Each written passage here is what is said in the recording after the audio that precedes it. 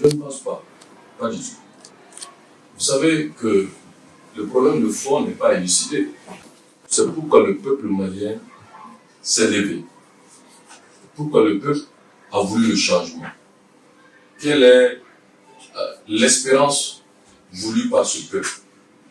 C'est parce que le peuple du Mali, dans tous ses compartiments, qu'ils soient maliens de diaspora ou maliens de l'intérieur, ont tous convergé vers un seul message, que la démission de Ibeka et son régime est la solution d'un Mali nouveau.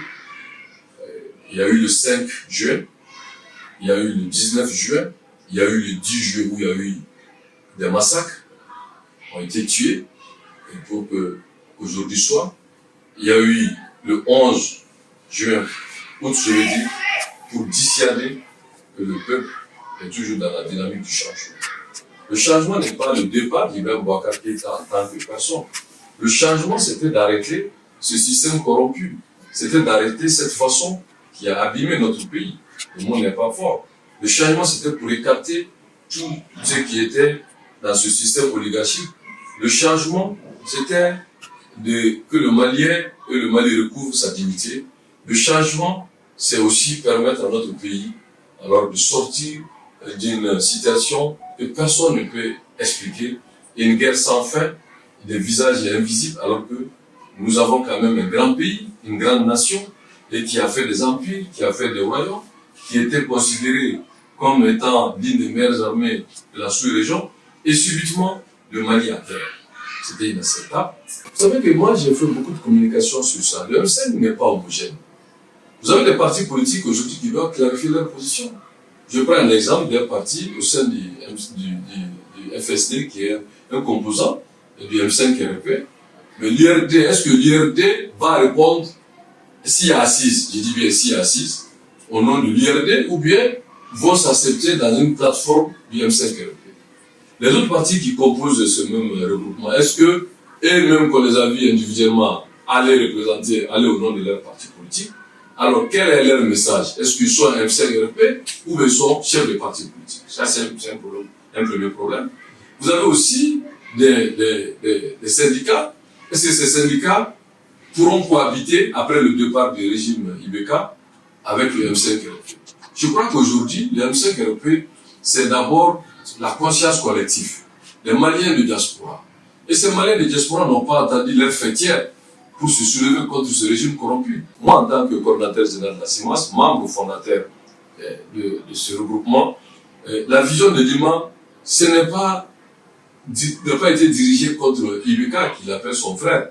C'est pour faire aboutir un processus. Et le plus important, c'est de créer les conditions d'une transition réussie.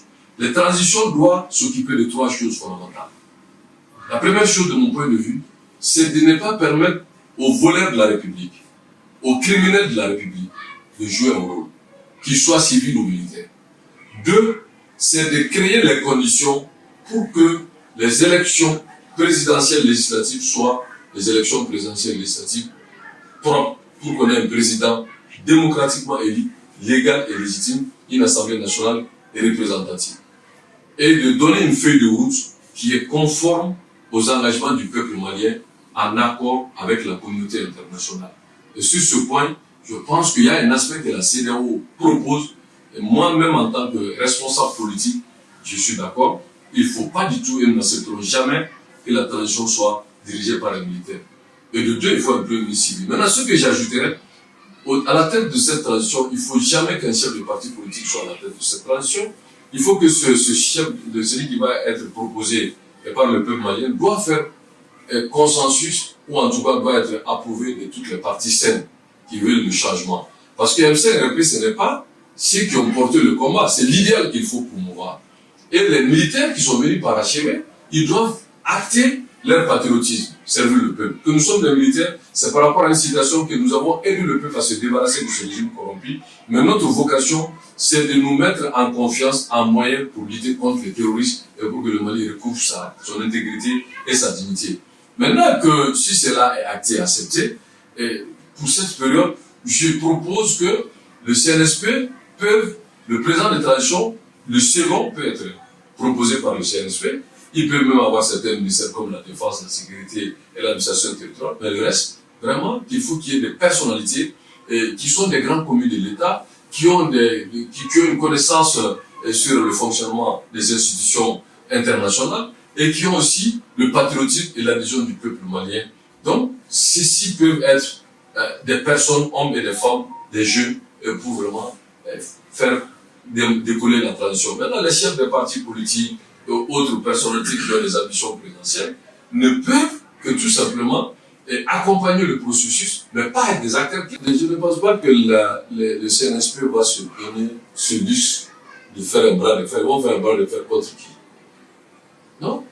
Ibeka, qui a été démocratiquement élu, a été arraché. C'est pas eux qui vont venir nous dire ce qui est bon, ce qui n'est pas bon. Leur salut, c'est d'accompagner le processus, et non l'inverse. Donc, il n'y aura pas de bras de fer. Il est hétéroclite, il a apporté quelque chose pour son pays, et il doit rentrer dans l'histoire des musées de ceux qui, à un moment donné, ont pu contribuer en tout cas, à l'amorce de changement. Mais le M5, c'est un patrimoine du peuple malien. Personne ne peut aujourd'hui prétendre être, comment on appelle ça, le propriétaire du M5. Il appartient au peuple malien. Et le peuple décidera ce qu'il fera du M5, puisqu'il est hétéroclite. Écoutez, moi qui suis là en tant que responsable de premier niveau, je ne connais pas les termes de référence. Je ne sais pas, je ne connais pas le programme. Les délégués seront choisis comment. Les thématiques seront qui va être présidé. Il n'y a rien, madame. C'est de l'impréparation totale. Mais si les gens sont conviés, ben, on verra. Mais moi, je ne crois pas qu'à ce format, à 24 heures, qu'on puisse vraiment trouver vraiment une solution pour faire vraiment quelque chose de reçu et qui va mettre tout le monde d'accord. Mieux serait de se comprendre sur le fond et que d'aller faire vraiment du spectacle. Que, là, comme vous dites, moi j'aurais dû préférer les appeler des militaires patriotes. C'est eux-mêmes qui commencent à s'installer dans le doute. C'est pas leur combat, c'est le combat du peuple. Eux-mêmes ils ont dit qu'ils ont parachevé. Ils sont dans une logique qui ne marchera pas. C'est ce qui fait qu'aujourd'hui ils cherchent à faire de la communication, ils vont rencontrer la CEMA, ils vont voir l'ancien président, ils vont voir les opérateurs, ils vont défiler, ils vont venir les partis politiques. C'est pas leur job. Non, leur job aujourd'hui, c'est de remettre le pouvoir au peuple malien à travers le leadership du M5 RP et les forces, je dis bien les forces acquis au changement positif. Jusqu'à la dernière minute, on se connaissait la position de tout le monde. Si vous êtes un observateur ou observatrice de la scène, mais vous n'êtes pas sans savoir comment ça se marche jusqu'à la dernière minute. Vous avez ceux qui disaient qu'ils défendent la République et les institutions. Vous avez ceux qui disaient qu'ils sont de la majorité des ex-présidentiels. Il y avait des sociétés civiles FEOD. Vous avez eu des gens qui se sont prostitués à l'ancien régime. Mais eux, aujourd'hui, ne peuvent pas prétendre vouloir dire d'avoir la même représentativité que le M5RF, quoi qu'il soit hétéroclite. Et si aujourd'hui les militaires, commandants, colonel-major décident aujourd'hui, c'est parce qu'ils ont ils ont fait le boulot. Sinon, il y a des généraux dans l'armée. Pourtant, ce n'est pas eux qui décident. Donc, soyons humbles et responsables. Il n'y a pas de cas. C'est-à-dire que le rôle, c'était quoi? Moi, j'avais dit au départ que le militaire, leur rôle, c'était de jouer à l'arbitre. Nous sommes venus, nous ne sommes pas là pour le pouvoir.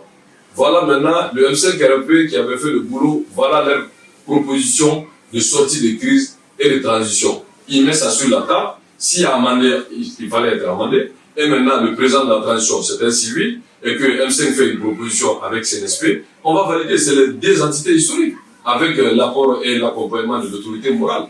Est-ce que le Premier ministre doit être un choix consensuel sur des critères de patriotisme et sur des critères de quelqu'un qui n'a jamais été mouillé aux affaires sales du régime de Ibeka, sur des critères de sa connaissance de l'État et des institutions et de la communauté internationale, pouvaient être des critères que le Malien pouvait trouver ça en un homme ou à une femme. Et sur la base de cela, les militaires pouvaient tout simplement veiller à ce que, en une année ou à 18 mois, et ceux qui veulent aller aux élections, donc à se préparer aux élections. C'est juste une transition, pas plus. Maintenant, pourquoi ils veulent s'installer?